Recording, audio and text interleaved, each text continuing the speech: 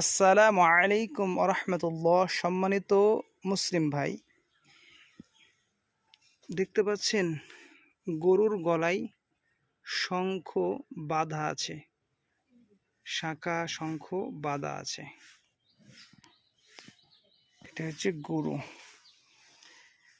কথা হচ্ছে, এর মালিক যদি গরুর রোগ মুক্তির আশায় বেঁধে থাকে গলায়, তাহলে এটা শিরকের অন্তর্ভুক্ত, শিরক হবে।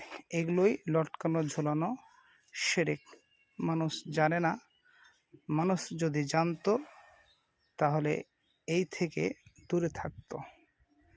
মানুষ এগুলোকে কিছু আবার ওর মধ্যে নাট আছে, তো একটা লোহার নাট আছে, ওর মধ্যে একটা লোহার নাট আছে। আবার অনেকে চেন, মানে সাইকেলের চেন বাঁধে।